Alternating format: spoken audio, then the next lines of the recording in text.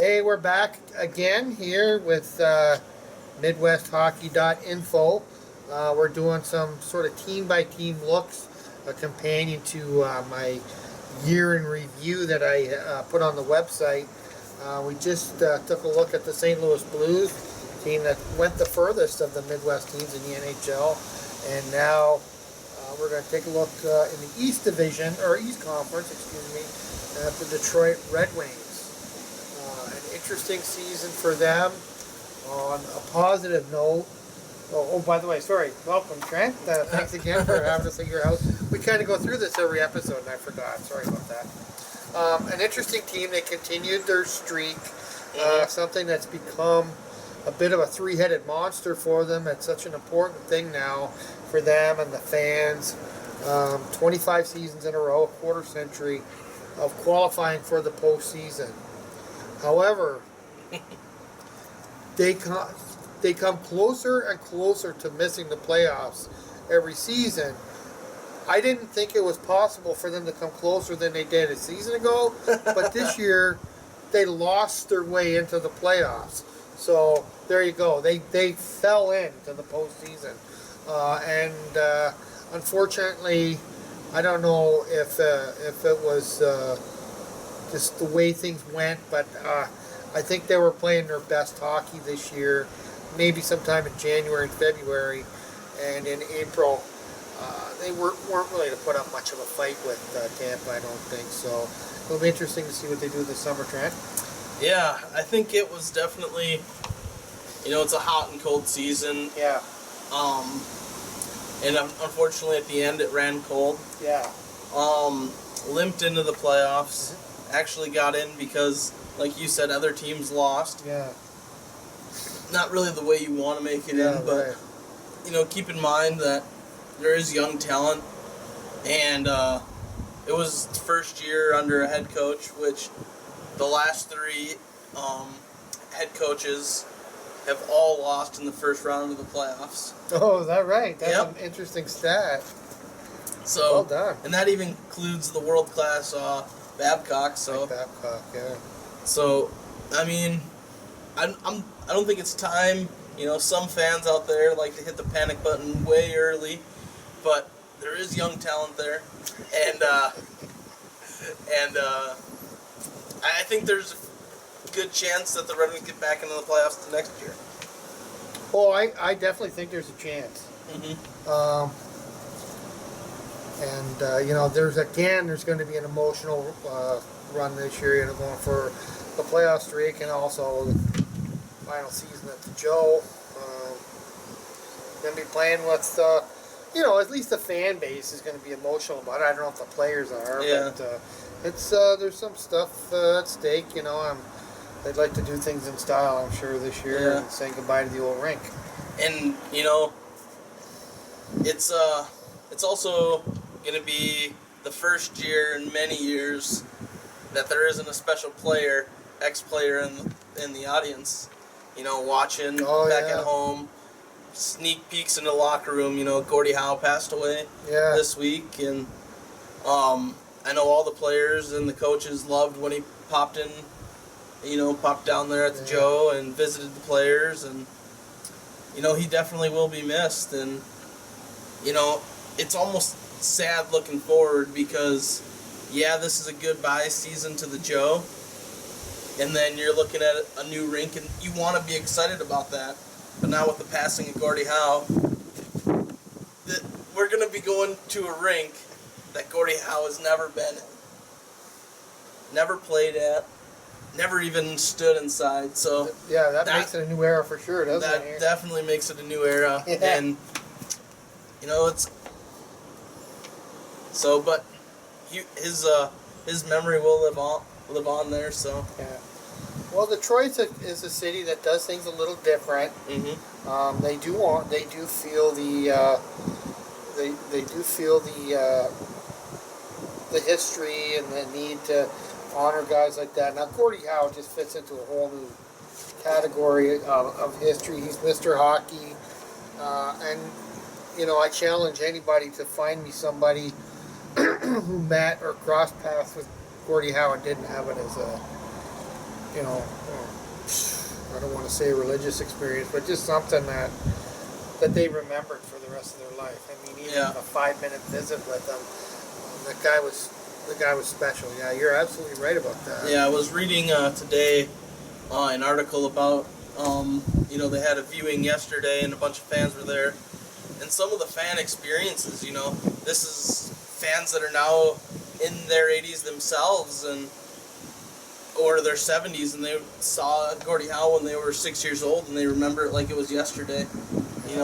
As he's walking through, tapping the young kids with his stick as he's walking through, and this is a player that on the ice you didn't want to play against him because he wasn't nice to you. No, that's right. But off the ice, there wasn't one person that could complain about him. So. Yeah, a great Class act. ambassador for the game for sure. Mm-hmm. And again, just another reason why this season is going to be maybe at least for the fans. Again, I'm not sure if the players buy into this kind of stuff, but there's going to be some emotional sort of attachment for the fans. So, to take it even one step farther, that emotions, it looks like this year, going into next year, is going to be also the first time a lot of these players have not played with Pavel Datsyuk on the team. Yeah. It's almost 100% at this point. It looks like the Red Wings are already looking to move his contract. He already has contract offers in Russia. All that has to happen is the sit-down between Pavel and Ken Holland to make it official. Yeah, there's been seasons before, with different players. I think Lidstrom maybe. There was a period where they weren't sure if he was coming back. Different guys. Holmstrom was another. It hasn't been announced, but this is the worst kept secret in hockey. He is not coming back. Yeah. He's gone. That's pretty much a given. Mm-hmm. So the team is going to have to move on. And, it's ironic that, a team that has so much youth on it, they really did find a fountain of youth in the last couple of seasons, with a lot of their players, but they still, and this is the way this team has always been, they rely so heavily on these veterans. Mm-hmm. The key players this past season, there was a lot of players that had big seasons. But I'm telling you, Trent, the key players on this team, once again, were named Zetterberg and Datsyuk. The team revolved around those two guys, and this is going to be an interesting season, a couple seasons. Yeah. As this team is finally going to have somebody step up and take the reins. Yeah. So you want to start looking through the roster? Sure. Okay. So and I will say there's two names I didn't even put on this roster.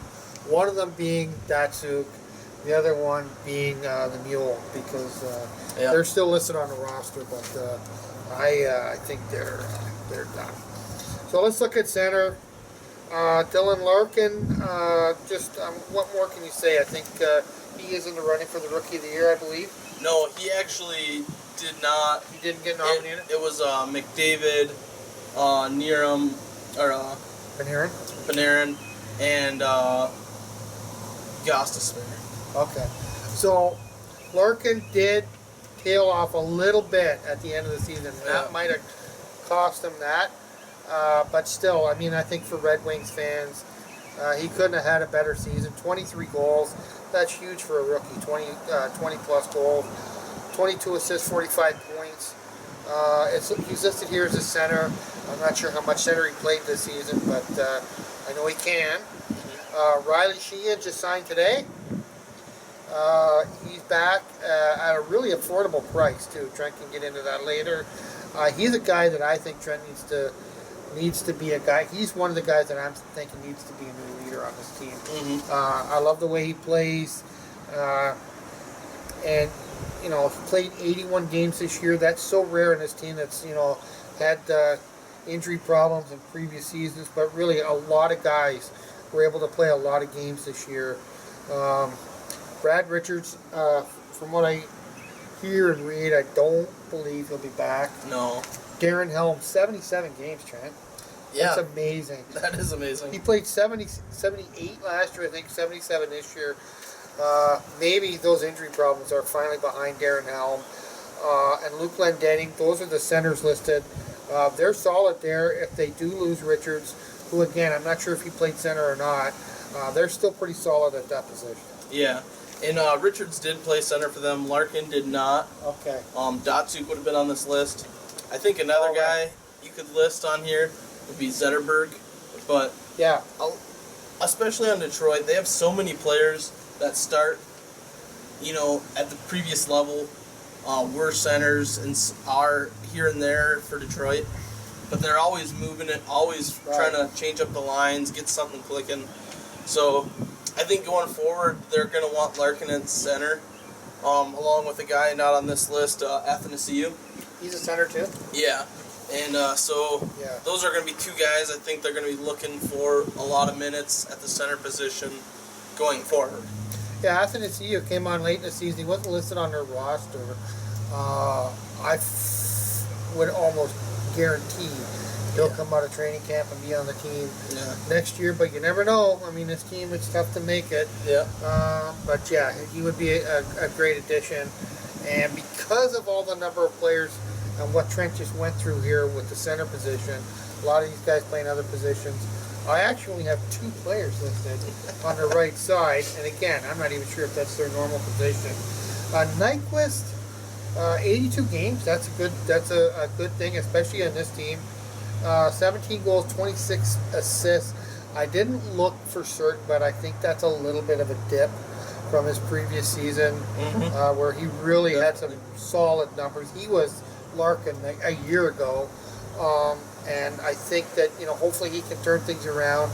There's a number of players on this team that I think are in that spot where they maybe took a bit of a dip, a sophomore slump, whatever you want to call it. They need to pick it up, and I think they probably will. And Thomas Yurko, he's an interesting guy.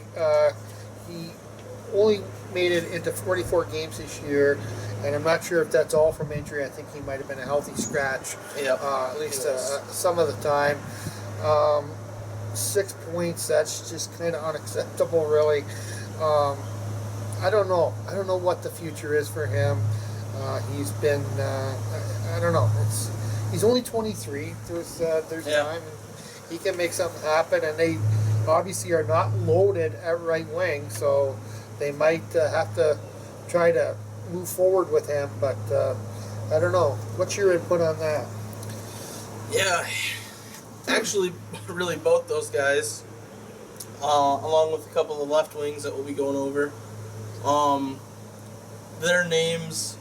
Ken Holland, at the end of the season, when the Red Wings lost in the playoffs, made it very clear that this offseason, they're going to be very aggressive. That there's change coming. He is sick and tired of losing in the first round. Yeah.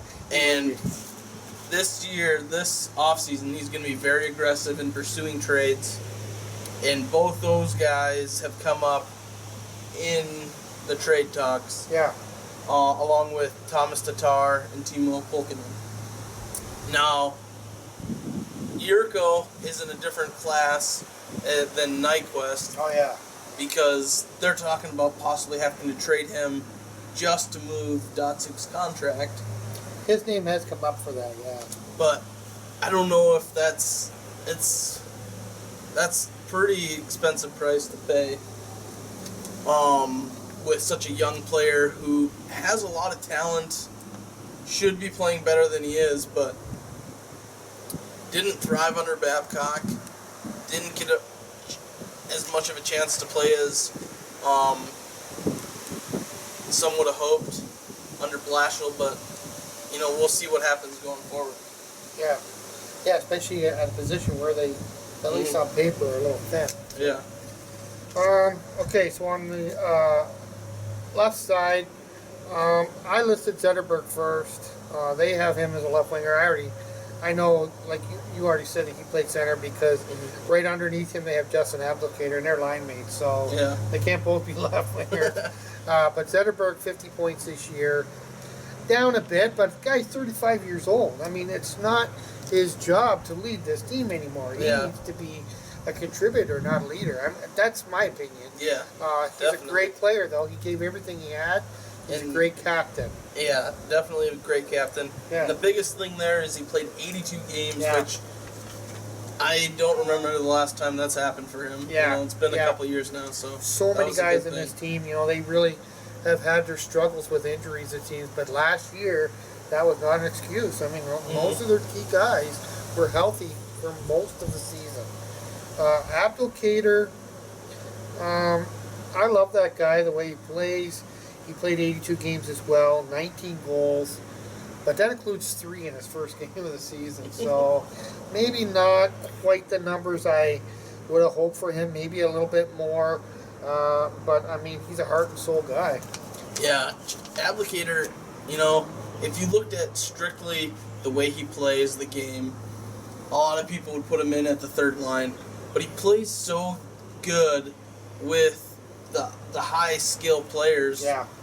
And he has a lot of skill himself, but he isn't that high skill top 6 forward that you would typically see.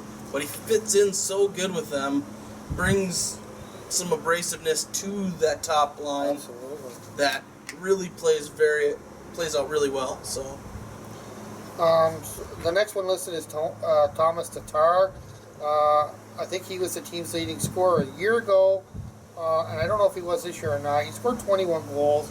Again, I think that might be a bit of a dip. He didn't have a terrible season, but I think I expected a little bit more. Yeah. I don't know. Maybe I expect too much. He's 25. He's a veteran now.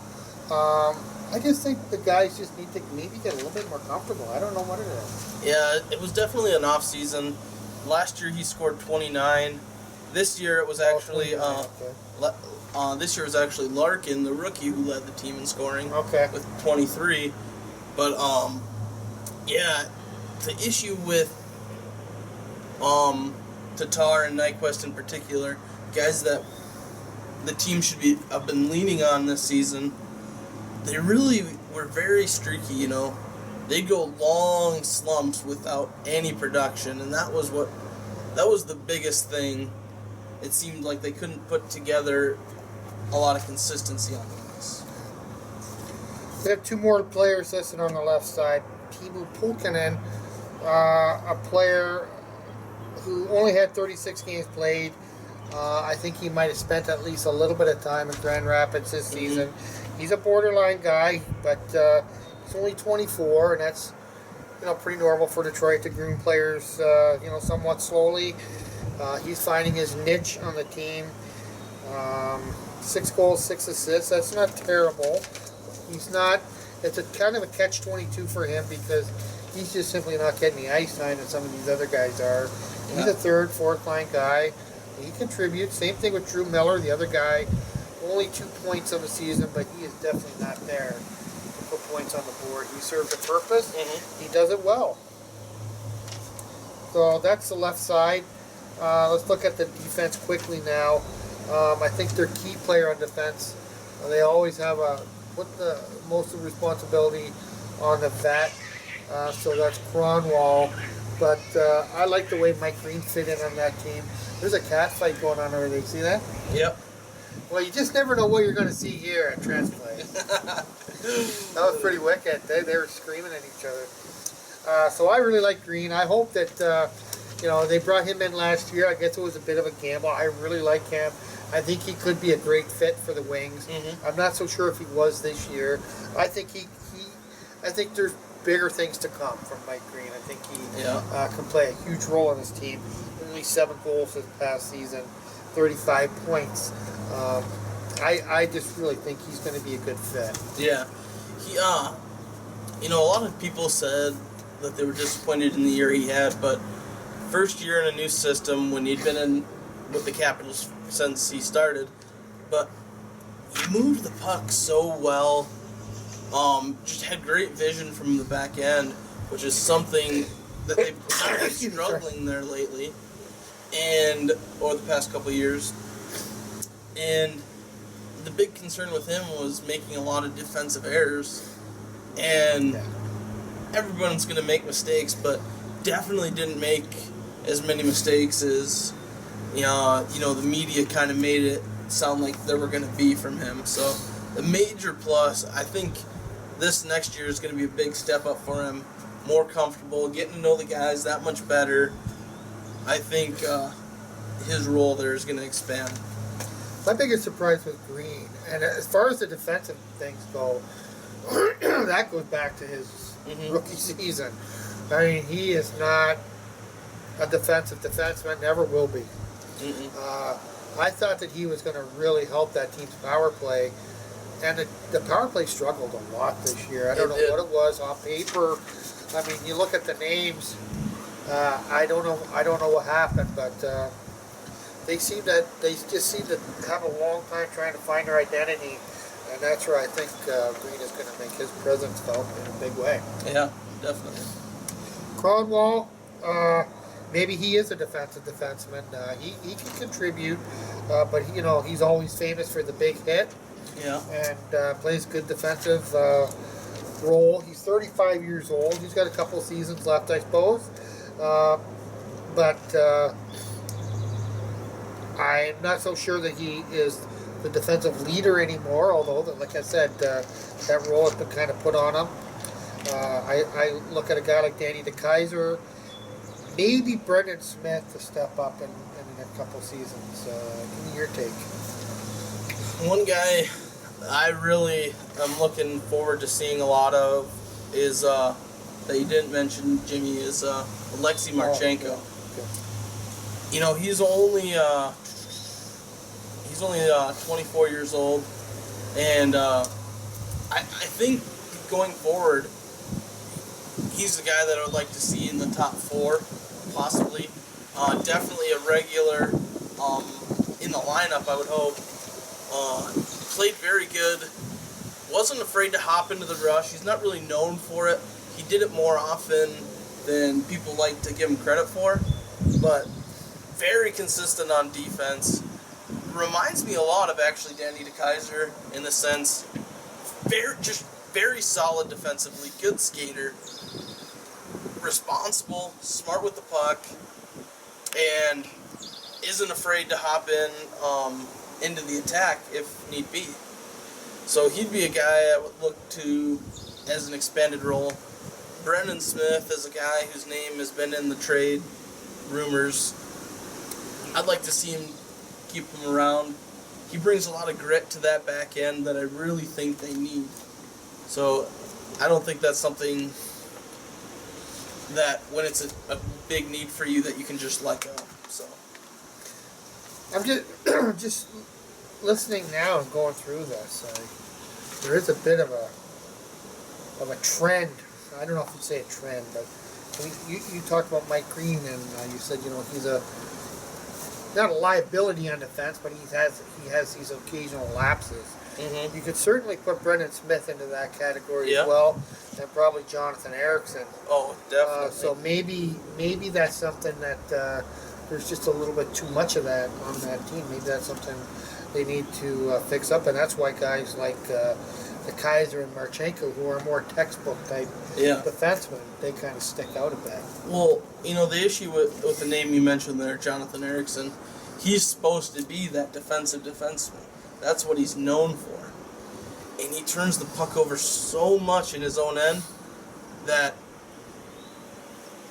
you don't get any comfort when he's on the ice. Right. And he's a guy that's in your top 4 putting up big minutes. And that right there is the reason their defensive core is weak by the NHL standards.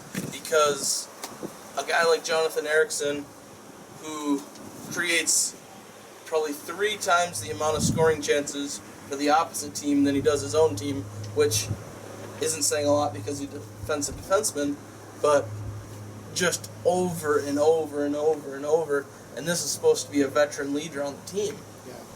So when you have a guy like that playing in your top 4, it's really going to hurt you. And then you have a guy like Cronwall, who's been a great player for them for years, but they had to rely on him so much to play such big minutes, and he just wasn't himself this season, health-wise.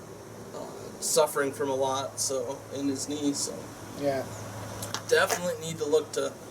So maybe spread some of that's those where the big move minutes. will be. I don't know. You said that Holland promised something in the offseason. We don't have any specifics. Maybe a little bit more stability on the blue line is what he's talking about. Time will tell. They don't have the opposing defense they did at one time. Maybe they're not the worst defensive team in the league, but they're not the best either. So maybe that's where things will happen. A quick look at the goaltending for the Red Wings. I think we've talked about it before. I guess the previous year, Mrazek and Howard were sort of what would you call them, co-goaltenders. They were sharing the workload. This past season, Mrazek, it started out that way. And Mrazek kind of won the job. He played 54 games this year, 127, had 4 goose eggs. A good season, maybe tailed off a little bit down the stretch. And that's where Jimmy Howard kind of started to pick things up. Yeah, they were definitely playing 50-50 there for a while. And Mrazek just so solid in net. At one point, I believe, there was Vezina talk that he was going to be a Vezina candidate. And he led the NHL in many of the stats. And of course, at this point, Carey Price was hurt, which definitely helped. But he was leading in goals against and save percentage, and he was just tearing it up, and went into a little bit of a slump there. And to be expected, the guy's 23 years old, first full NHL season. It's something you're gonna expect to see. So he tailed off a little bit, and Jimmy Howard started playing good. So he got the looks. He started in the playoffs. And when he didn't perform quite well enough, they went to Mrazek, and in his first game back, got a shutout and stole a game from Tampa Bay. Unfortunately, at that point, it was a little too far gone, but I definitely think he'll be the starter next year. The only question being, are they going to trade Howard? If so, can they find a good trade situation for him? Yeah, that's an interesting question, Trent, because I think with all due respect to everybody in Grand Rapids, I don't know that they have, oh boy, I almost hate to say it, but I just don't know that they have another guy ready for the NHL at this point. They do have some decent, they did have a guy that came up late in the year. But I'm not sure. I think if they were going to get rid of Howard, it would probably be something where maybe they get somebody back, a different goalie. And maybe they go more with, instead of having 2 sort of starting goaltenders, which I guess is what they have now. Maybe they go with Mrazek and have a legit backup goaltender. Yeah, I think so. And I think maybe McCollum, he was the starter a lot of last year. Maybe they bring him up, give him a couple looks. But there's going to be, possibilities in free agency, and maybe you get somebody back. Yeah. But I think the biggest thing there is you don't want to pay $5.3 million for a guy who's going to be your backup. Okay. So. All right. Well, let's take a look at the contract situation. Who's going to be a free agent for the Wings, and you can kind of go through that quick, Trent. Yeah. You get Brad Richards, who's an unrestricted free agent. By all sounds, he's gone. Darren Helms sounds like he's going to be testing out free agency, see what he gets to possibly go somewhere else compared to what the Red Wings have offered him. They have offered him a contract, but he hasn't accepted. He wants to see what he could get. Oh, so they've already put something out there for him. Huh? Yeah. He's an unrestricted free agent, obviously. He made $2.125 last year. He's looking at a raise. This is a guy who only had 13 goals, so what kind of raise? But he's definitely an energy guy, good player to have on your team. Then you have Drew Miller. It sounds like he's kind of tied to the whole Darren Helm situation. If Helm leaves, there's a very good chance they'll re-sign Drew Miller to play the penalty kill, where it's not as strong if they were going to bring him back if they sign Helm, because he's also a great penalty killer. So then you have Riley Sheehan, who just signed a contract. Timo Pulkkinen, a restricted free agent. His name's in a lot of trade rumors. Then you got on D, Kyle Quincy. Sounds like they're going to let him walk. And then you have 2 restricted free agents, 2 guys that need to get signed. Danny DeKaiser and Alexei Marchenko. Both are going to be looking at pay raises. Marchenko was making just over $6,500,000. That's a bargain, huh? And then DeKaiser was making 2.18. Mm-hmm. So both those guys are going to be looking for a raise. I'm guessing Marchenko will get more of a bridge deal, where DeKaiser is going to be looking to get a long-term deal. And then you talk about goaltending. Mrazek made $737,000 last year. He will be a restricted free agent, looking for a pay raise. Like another thing, bridge deal or long term, we don't know. He's a restricted free agent right now. Okay. Yep. And Jimmy Howard, he carries a $5.29 million for the next 4 years. A lot of the next 4 years. So he's signed. He's not a free agent. Yeah, he is. And I'm sorry, he has 3 more years on his deal after this year.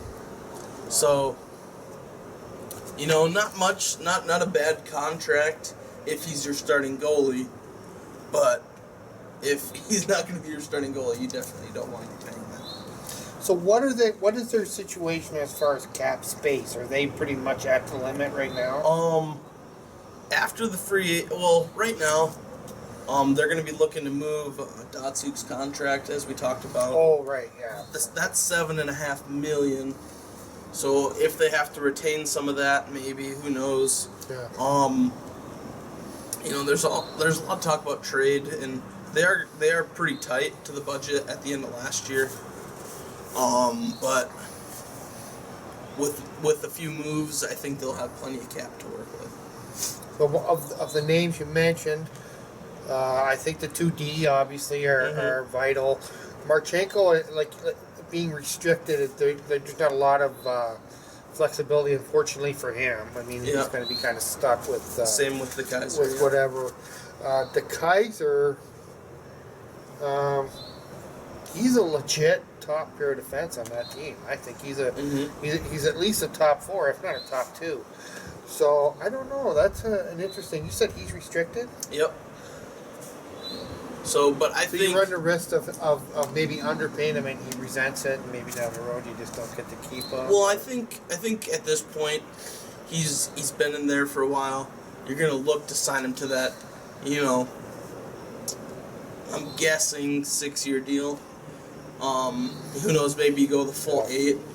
But I'm guessing they're looking somewhere in there. They're going to want to tie him down for a while. Of the others... Oh, I'm sorry. Nope, go ahead. It depends on how many years for how much money. Whatever works out best for both parties. Of the rest of the group, the one for me that I always like is Darren Helm. You talked about his numbers. He's a little bit... It's a little bit different for him because his value, I think, is he's a forward, but his value is in the defensive part of the game. He's maybe one of the best PK guys in the league, I think. And his speed helps. They do have other guys with speed as well. I like him a lot. And we talked already the fact that he has basically been playing for the most part injury-free, other than nagging type. He's going to miss maybe 5. That's pretty normal for somebody to miss, maybe up to 10 games a year, and that's what he's been like the past 2 seasons. But there is a risk there too because of previous things. So it's hard I can understand Holland. It's hard for him to want to open up the wallet and really fork it out for Helm, but he. Yeah, is worth the price. He's a very valuable player. Yeah, he's a valuable player, and I think one thing that's going to be hard for them to really just go out and buy him from whoever might be interested Yeah. is he is going to be your third line guy. How much do you pay for a third line guy? He's a penalty killer, yes. Brings a lot of energy to the team. Yeah. Great checker, you know. Throws the body around a lot, but not an intimidating force by any means. But all those things you said, you can get a player that can do that probably cheaper. Yeah. I mean, there's a lot of, I don't know, it's an interesting situation because they obviously can't spend to the cap getting those players. You know, there's a lot of rumors. The name Stamkos is out there. They're looking to do something huge. You talked about Holland sort of laying down the law and saying, you know, we're going to do something. So they definitely, I mean, that's going to cost them if they do something like that. They can't afford to blow it all on these contracts. So I guess there's some really difficult decisions in these next couple of weeks. Oh, yeah, big time decisions for Holland and all the guys down there. Yeah, so I guess that's all we have for the Red Wings. But stay posted because this could change day to day. There's a lot of big stuff coming. The announcement on Datsuk is pretty much a done deal, but I think, you know, there might be some stuff coming down the pike from the Red Wings, and we'll be hearing more from Mr. Holland before this summer's over. Oh, yeah, before this month's over. Yeah. Stay classy, Midwest.